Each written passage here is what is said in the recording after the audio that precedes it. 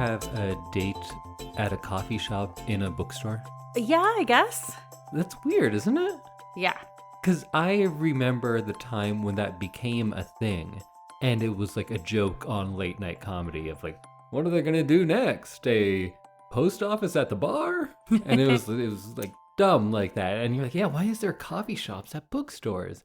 And now we've already gotten to the point where that seems weird again, but because it's old and antiquated. Yeah, and most bookstores don't have coffee shops in them anymore.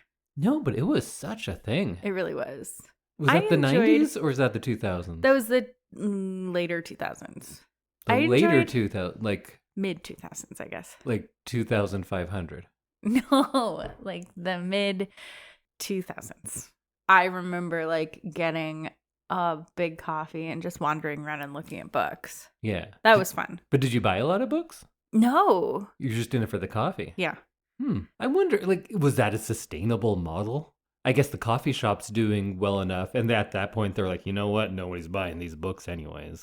Yeah, Might as well sell them some coffee while they're here. And blankets. And blankets. There was a Starbucks in the chapters on White Ave when I worked on White Ave. Oh, yeah. I used to meet dates there all the time. Oh, wow. Okay.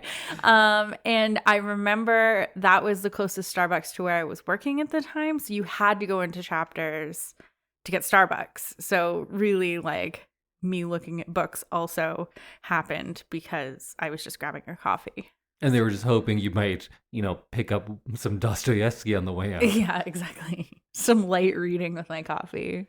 That totally worked on me because I much preferred books to coffee. Mm-hmm. But I'd go there to meet someone, and while I'm there, you know what?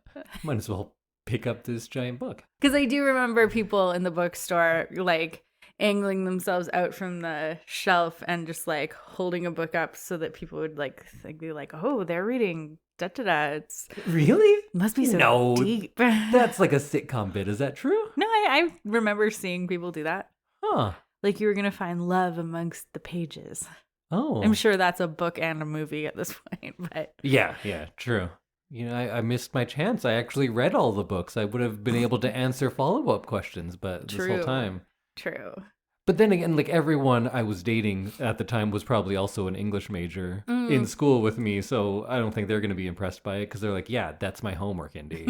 It's not impressive. Stop talking about it. I just finished my paper. Oh, should we start the podcast? Oh, yeah. I thought we were just going to reminisce for 3 hours. Well, we are going to reminisce a bit more, but about the movie Babe. Welcome to another episode of I Love This, You Should Too.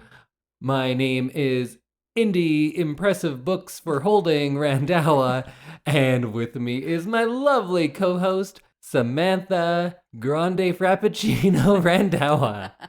I actually don't know coffee stuff. I think that is a drink you do not drink, though. It is, like, I'll have, like, one Frappuccino a year, and they usually make me feel sick after.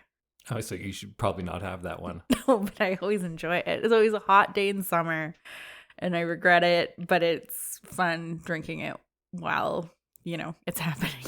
Well, Sam, what are we doing today? Today we are talking about Babe, the movie about a sheep pig. So this was your pick? Yeah. Even after watching it, I'm not sure if this was my first time or not. I think it was big enough that I knew things about it, right, even without having seen it. Because a lot of it seemed very new to me, but a lot of it seemed very familiar. So, I don't know if I'd seen it before.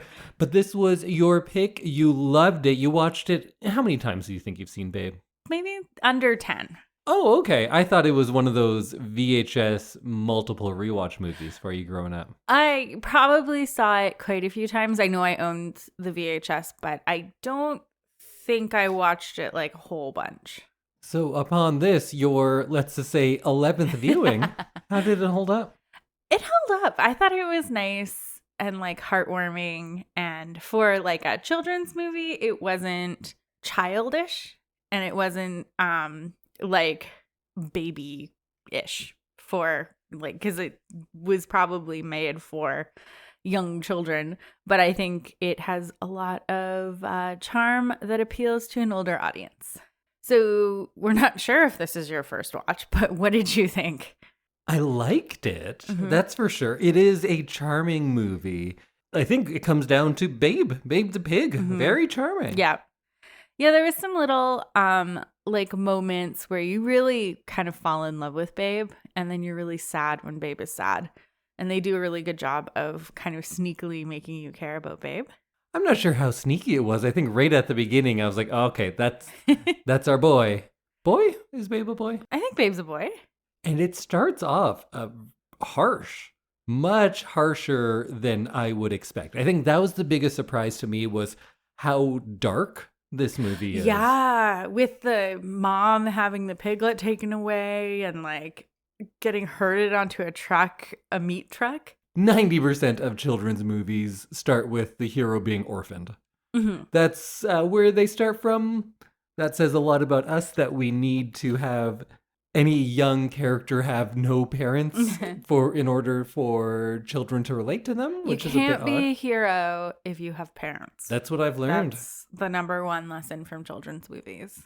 And if that's not enough, Babe's mom is probably going to get eaten. We see the trucks coming through. Yeah. And that is our starting point, which was pretty grim for a children's movie. And it gets like that in other places as well. Like we have our whole The Christmas is Carnage speech. Yeah. And then they just sit there and watch that chicken be like torn apart and eaten. And they go like, yeah, that could be you. And they all accept that. Like, yeah, we might get eaten just like that. All the animals on the farm really understand how food works. Yes. Which was interesting.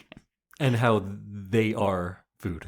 I went on one of those like parent review sites for movies. Oh no. Because sometimes when it's a children movie, I like to see what people say about it. It's funny now that when you search any movie, because I always get stats from IMDb and Rotten Tomatoes for our big year-end things, those aren't the first things that come up these days. Now it is a series of different Christian review sites. Yeah. Those are the first things. And I actually read one. What did you find on yours? I found from Laura C.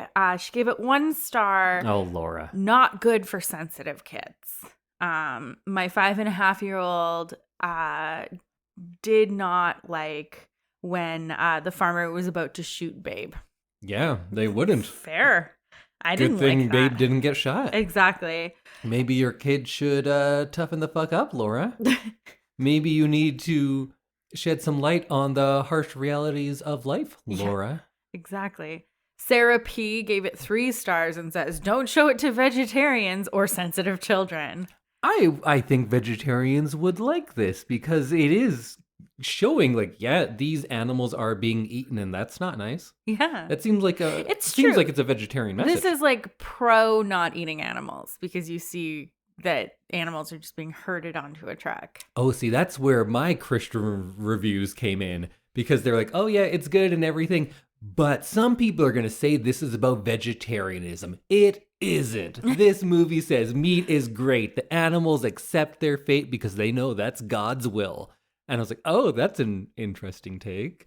And they also were very adamant that, of course, a pig can be a sheepdog. That's fine. But this movie is not saying moms can be dads, dads can be moms, and people can be whatever they want. That's not what this movie is saying. And they had to make sure that we were very aware that pigs herding sheep, cute, homosexuality, evil. Mm-hmm. The goose identifies as a rooster. The pig identifies as a sheepdog. Or he's a sheep pig. I don't think he thinks he's a dog. He just wants the job of a dog. Yeah. Right? Or does he? He doesn't think he's a dog. I don't think he thinks he's a dog.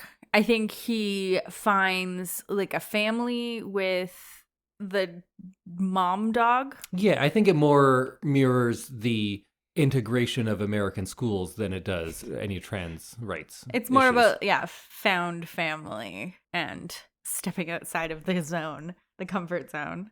This movie gets into a lot of stuff. I think really does. It has a good takedown of the caste system. I think there's a lot to be said about technology and how that increases the gap and dissociation between rural and urban communities. I think there's a lot of scenes that seem straight out of the integration of American schools. It's going for it. I think this movie surprised me with how like relevant it is. One thing also that has surprised me, it looks older than I thought. Because, I watch a lot of older movies. Yes. And when you say, like, yeah, it looks old, the one's like, no, it looks great. That's what I always think. And then I saw this, it's like, oh, yeah, it looks old. It looks older. You didn't think it was set in the 90s. I did not.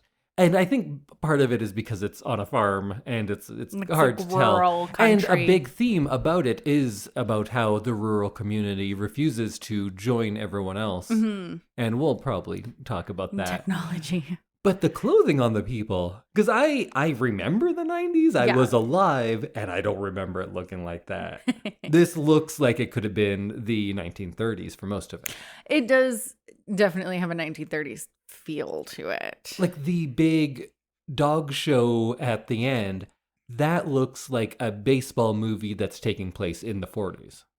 Yeah. Those types of grandstands and stuff, you don't see that in the 90s. True. Because I remember, because I was there. You were in the 90s.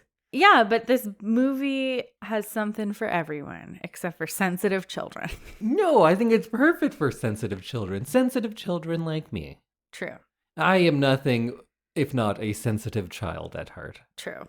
I get very affected, and this was a good thing because you're like, oh no, babe's gonna die. No, he's all right, and he's gonna save the day, and everyone's gonna love him. Exactly.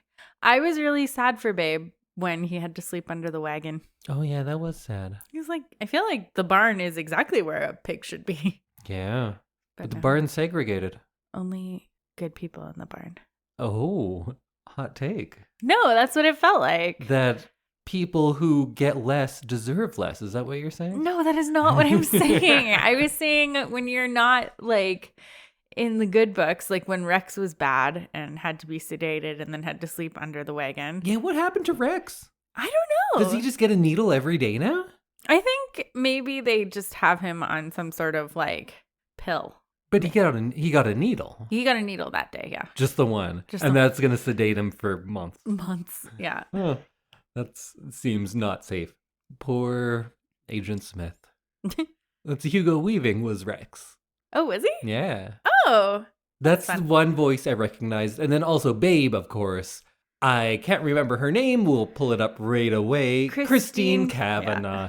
She does a lot of good voice work. I think most people of my generation would know her as Chucky from Rugrats. Yeah. And you can hear Chucky's voice a lot in Babe. Yeah, it's got that same kind of feel to it. Yeah. And Dexter from Dexter's Laboratory.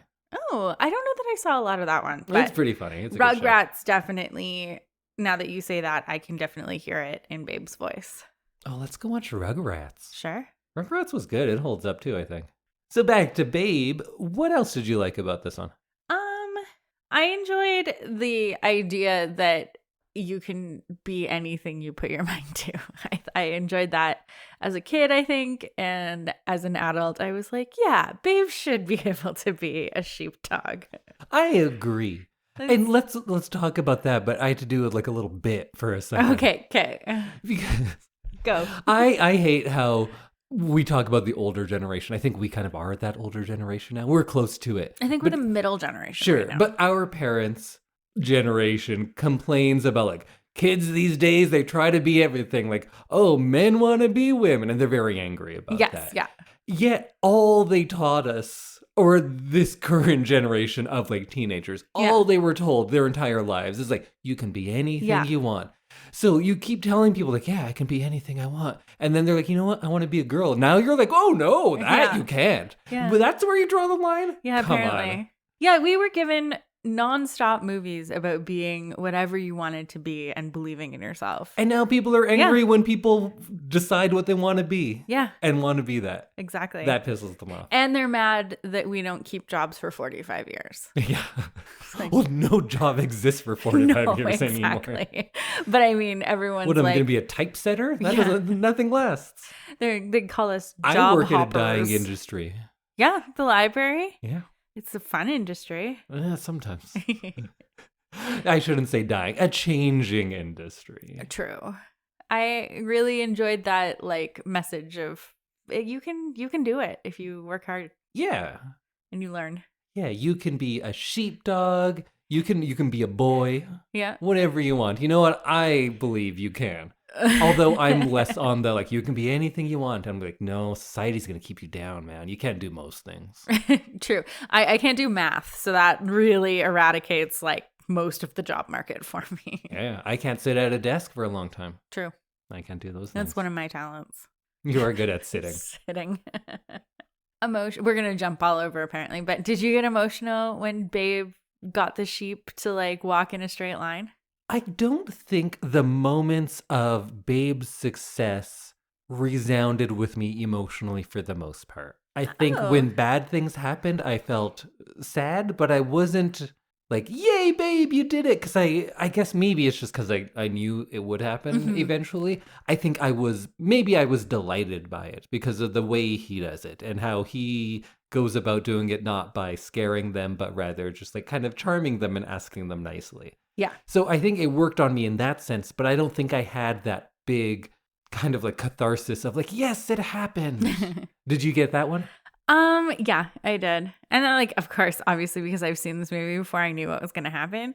But I think the music in this movie and then the like very little emotion that the farmer shows is like, it was just like, it worked for me. And I was like a little misty-eyed. That's at the big end part? At the big end part, yeah. I could see that. Yeah. I get it. We get so little from Farmer Hoggett that it's like really nice when he's like, that'll do, pig. And then like, you know that everything's going to be okay. And when it ended, I was very surprised because I think like how when I show you Miyazaki movies, I say it's not going to have the same kind of conflict that you're used to. And it kind of just ends. And this movie did that. Yeah. I was kind of waiting for another big... I guess there was enough obstacles for Babe to overcome, but it ends a lot quicker than I think most contemporary movies would. Right. I definitely, like with more movies that we're seeing nowadays, could have used like 15 more minutes. At the end? Just to like wrap it up. I think I loved how it ended. Oh. I think it's like, you know what? He did what he wanted to do, the end. I don't need anything more than that. And I feel like movies today would have another like 3 or 4 endings tacked on to that. Mm-hmm. And I don't think they were needed. So I liked how it just stopped. I was shocked when it ended. It very much did. It was just done. I really enjoyed how this movie kind of like played with your emotions. There's a lot of like up and down throughout it.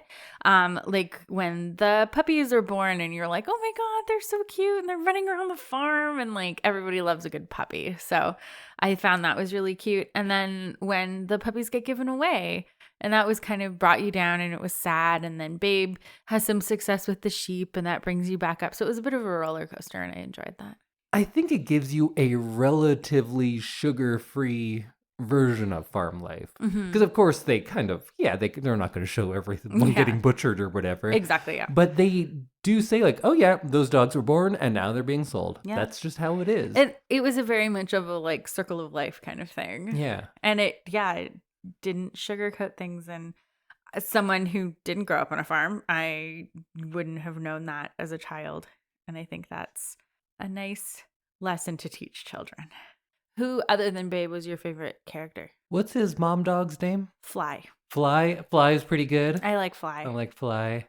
I enjoyed the puppies. Well, of course. Like all their commentary. Yeah. Was super funny. I wish the puppies would have stayed longer in the movie. Yeah. But then I guess we wouldn't have the same waveform of sorrow. Yeah, you wouldn't have the same waveform of sorrow. That's true. Yeah. I remember really liking Ferdinand as a child, and now I'm like, now he's annoying. And like I could do without him. I feel like this whole movie could just like do without Ferdinand. Is Ferdinand anorexic? I think so. Wasn't there a line where he refers to himself as an anorexic goose? Yeah, because he's trying not to fatten himself up so he won't get eaten. Oh, okay. Yeah. I thought he just had an eating disorder. And I was like, oh, that's an odd inclusion. But yeah, that makes more sense. His whole thing is that if he serves another purpose or doesn't meet the criteria of like a goose for cooking, he won't be eaten. So he's trying to be a rooster so that he serves a purpose. And then he's also like not eating because he's trying not to be the Christmas goose. As much as this movie is all about you can be whatever you want to be, it is also still very capitalist in like, well, you have to be something. Yeah. You better be useful. If you're not useful, you will literally be eaten. Yeah. That is a message that goes through the movie, Yeah. throughout it, right? True. That, yeah, you can work real hard and be what you want, but you better work real hard and you better be something or else we will eat you. The system will eat you alive. The wife wanted to eat Babe so badly. Yeah. She was out there like measuring him. She seemed kind of like a jerk. Yeah, she did. She seemed a little annoying. Yeah, I'd agree with that. Like Arthur Hoggett, I guess is his name. He seems like he just wanted a quiet life of contemplation, and she was all like shrill and high pitched. So we can talk a little bit about the segregation in the movie and how you are a barn animal, but you are an outside animal. And then he has to sleep apart, but then Babe is still kind of pro chicken segregation because he likes to keep the brown chickens and the white chickens apart. Yeah, I think what they were trying to show you was that he was like working on herding or organizing. I think Babe was like, oh, maybe all the brown ones and all the white ones, and then like we can all walk in a line. Yeah, and then everyone can remain pure. No. And I like when the dog is talking about like make them feel inferior and do whatever it takes to bend them to your will. Like the dogs have some like straight up Nazi talk a lot of the time. Rex was scary. And Fly said all that too. True, yeah. Fly was definitely a sympathizer, if nothing else. I'd say so. And I love how the narrator was included to show that the dogs thought that about the sheep, but then the sheep think very similar things about the dogs, and nobody just took the time to like talk about things like Babe does. And there's that scene of domestic dog violence because they were a couple, right? Rex and Fly. Yes, the puppy sign says that like Rex made all the puppies with Fly. Made all the puppies. Yeah. They made the puppies, but then they get into a big fight. They do because Fly is domestic abuse. Yeah, Fly is starting to side with Babe and considers being nice to sheep. Yeah. I remember as a child thinking that the scene with like the wild dogs when they come. Oh, yeah. I remember thinking that was so scary. It was pretty scary. I can totally see that would be really scary for a child, a sensitive child. Like me. I felt like it didn't really need to be included. We were cutting stuff out of this movie. I also forgot that they just like steal a bunch of sheep and he doesn't say anything about it ever again. Yeah, those sheep are gone. Yeah. They've been eaten already. Yeah. Circle of life. Sometimes a truck comes and picks you up and eats you. It happens twice in this movie. Yeah. That scene where the sheepdog committee is all gathering around and talking about Babe. Yeah. I've seen a lot of movies about Jackie Robinson, who was the first black man to play in the Major League Baseball, and it seemed a lot like all of those scenes. I know, like, I'm always the one on this show to say, like, oh, and this is like, but I think they're really leaning into the themes of segregation and integration as far as pigs coming into dog jobs. Dog jobs. Gotta protect those dog jobs. Yeah.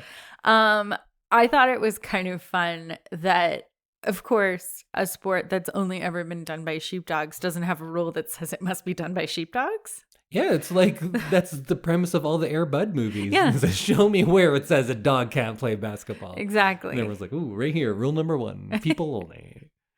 But I just thought that was funny that the farmer like looks through the rule book and he's like, there's nothing that says you can't be a sheepdog, sheep pig. So we talked a lot about how the ideas of challenging stereotypes and what the world has designed for you and how you can be anything you want. Maybe we talked a little bit about how kindness and empathy are more powerful than fear, because I think that's what Babe teaches us in the end, right? Mm-hmm. Oh, both very MLK messages there. Mm-hmm. What else is in here about how tradition and progress are at odds with each other? Yeah. Yeah, you see that with like the fax machine and the kids coming for Christmas and being like, well, no, we don't want a second fax machine. You need the second fax machine so we can, yeah. And I like that. And the idea that the mom, like Mrs. Farmer, is like, well, I'll just write you a letter. And Goose and Rooster lose their jobs to automation. Yeah. The alarm clock comes and takes their jobs. Exactly.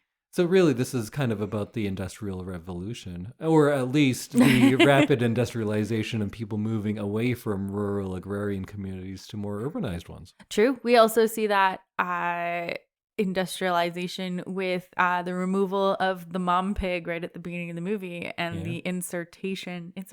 Sure. Is that a word? Insertion of the like stainless steel feeding bottle contraption bottle thing. Yeah. This movie is a lot more complex than I thought as a child. It's almost like I didn't know about any of those things as a child. And Babe is kind of bridging those gaps in all instances, right? Yeah. He's the one introducing the empathy. He's the one most going against those stereotypes. And although he isn't representative of new technology, I think it's fair to say that Babe is not traditional. And when the farmer is willing to give Babe a chance to do these things, to prove his worth, and break from tradition, he also starts going like, well, maybe I'll get an automatic gate. Maybe I'll do little things.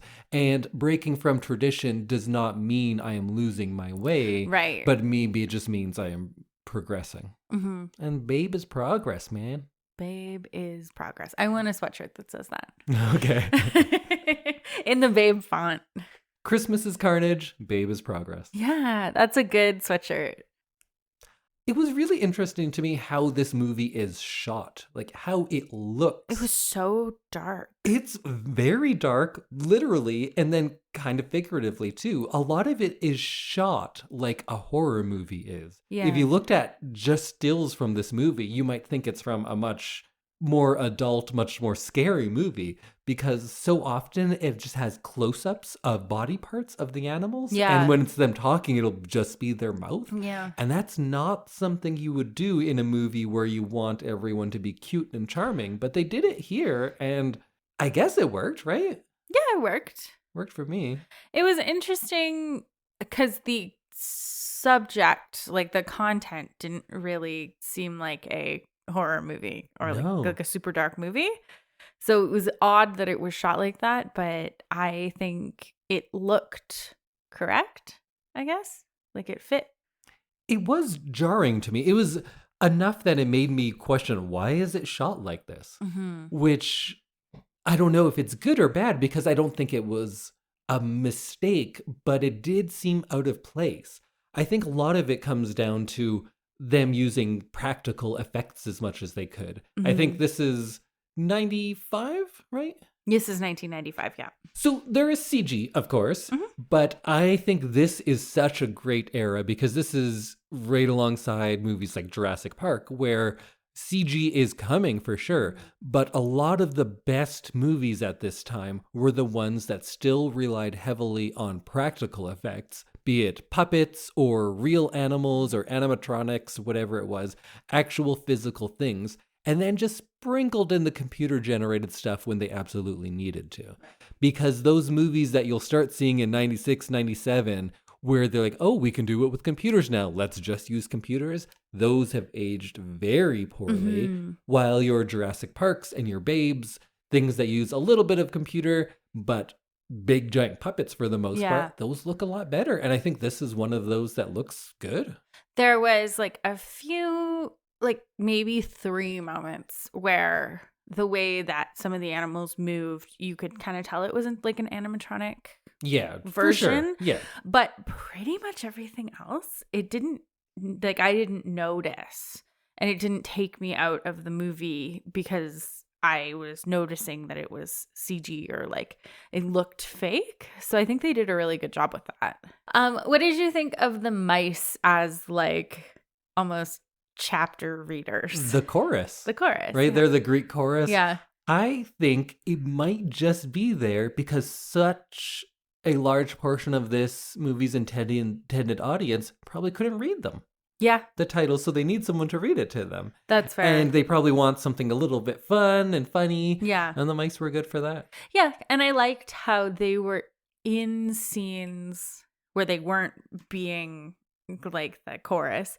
They were just like also just in it. Like one's sitting on top of the cow's head when they're all looking in the window, and like they're just around. Yeah. Like at a Like farm. mice. Yeah. So I thought they were a super fun addition. And yeah, you're right. Most of the fans of this movie probably couldn't read when they first saw it. You were like 7 when this came out? Yeah. I assume I could read. But maybe aren't like wanting to read during a movie. Or sometimes being able to read that fast. True. Or maybe doing something else and not looking at the screen. I don't think that was nearly as much of a concern then as it is now. True. I think if a kid's going to a movie, their eyes are glued to that screen. I was thinking about when I'd watch it at home and maybe sure. I'd be coloring or something while it was on. What'd you color? Just pigs? No, like I remember having like a Lion King coloring book. Oh, that's a good one. I think I had a Barbie one. Mm-hmm. Those classic 90s things. I think I had a Little Mermaid one too. Oh. Yeah. Just, Did you have coloring books? I didn't have as many branded ones like you did. Oh. I had one that was dinosaurs and one that was like coloring. What? So it was like a book for coloring. It wasn't a Disney branded one. Oh, okay. Just a coloring book. I Did just it got the say generic coloring book on the top? It said like, "Hey kids, color." I think I had one that just said coloring book on it.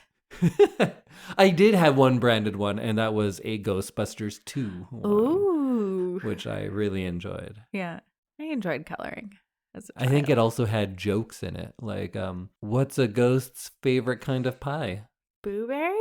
The same kind that he liked before he died. Was that the joke? No. I was going to be Maybe. appalled. Maybe my coloring books didn't have enough jokes in them, and that's why I'm bad at jokes now.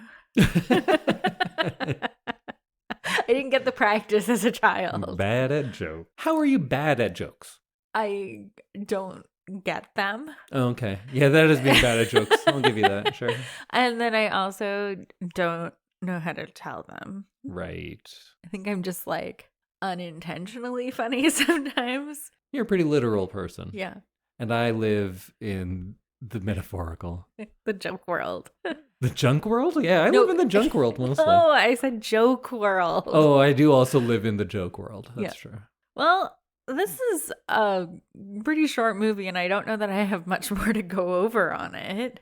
Unless you want a minute by minute recap. Well, I could start getting into, well, you know how I get into things. I do. But I think we touched on like the Jim Crow South. We touched on the integration of Major League Baseball. Uh-huh. We talked about rapid industrialization and how that can be disorienting. So that's all the stuff I needed to talk about. And also that pig was pretty cute. The pig was pretty cute. Okay, I have a final question for you. Okay. Would you enter a guess the weight contest if you knew the prize was you had to take care of a pig? No, I'm not set up to take care of No, a pig. exactly. I'd be really upset if somehow I won a pig. If it was a roast and they said, how much does this weigh? And then you take it home Yeah. ready to roast, I did that. We could figure out how to roast a roast. I hear you just roast it. Is that a joke? I think if you have to ask, it's No. probably not. Okay, I'll figure it out eventually. You could argue that is wordplay, Oh. but the very minimum, like how do you roast a roast? You just roast it. Like I guess that's something. It's not nothing. Okay. It's not nothing. Someday, maybe by season 7, I'll figure out jokes. Yeah. So when you were watching this time through, did you have flashbacks to watching it as a child? Yeah, there were definitely things that I remembered and that had like stuck with me. But I forgot completely about Farmer Hoggett's dance scene. Oh, yeah. What was that about? I liked it. He sings and then dances. Yeah. I think his wife isn't there. I think And he the needs a pig is divorce. happy. I think he is happier alone and with a pig than with his wife. Mm. His wife also, when all of the wives are watching it, they all just kind of pass out when someone does something that they don't approve of. Yeah. They seem kind of like dicks. Yeah. Yeah. Like, you're not out there training the pig up. Yeah. They're all just concerned about how they look to others. True. Was this your go-to movie on VHS? No, I think that would have been like Lion King. I think Lion King was an entire generation's go-to VHS. Beauty and the Beast, Yeah, and that's a Little good one. Mermaid. Sure. Like the trifecta of Disney movies. But yeah, I remember owning it, and I remember my mom and I watching it together and loving it. So I say it holds up. I agree. I think I really enjoyed the feeling of watching it again. So is this going to be the beginning of watching all your nostalgic movies from your childhood? Well, because we're picking themes for the next couple months, like monthly themes, there is a few childhood favorites coming up. Maybe that should be the theme, childhood favorites. But then again, you picked my childhood favorite because when I was 5 years old, I loved Top Gun. Yeah, true. I got over it later, but man, did I love Top Gun. You were watching Top Gun. I was watching Babe. I love Top Gun, Enter the Dragon. And then maybe for your Disney ones, my most watched VHS was probably Cool Runnings, which we've talked about on this podcast. Oh, yeah. Disney really had a lock on the VHS market. Those big giant clamshells. Yeah. Okay, well, we will see you next week when Indy reveals what we'll be watching for our big watch. And we have another 2 animal spoiler-free things of the fortnight. I think I'm just going to call it now and say I'm going to do a pig movie too. You're going to do Pig Movie too? Yeah. The animal month has turned into pig month. Yes. So go get yourself a BLT and join us again next time. Bye, everyone. Wait, you eat more ham than most people. This didn't make you... When do I eat ham? When do you eat ham? What is your favorite type of sandwich? Ham. When we have Christmas dinner with turkey and everything, what's your favorite thing there? Turkey. What? I thought you said last time it was ham. I love ham. So you just said, when do I eat ham? And then also, I love ham. Yeah. So you love ham is what I'm saying. I do, yeah. Did this movie make you not want to eat ham? No. It's just too delicious, huh? Too delicious. I could give up ham pretty easily. Could you? Ham? Yeah. Bacon. Yeah. Bacon's good. But I'm also just sick of how much other people love bacon. Bacon's good. Nobody's going to say that it's not good. But you guys need to give it a rest. It's not the best thing ever. It's pretty good. Oh, man, bacon. Okay, fine. I love pigs. Do eat. Do eat. Okay, bye, everyone. Goodbye.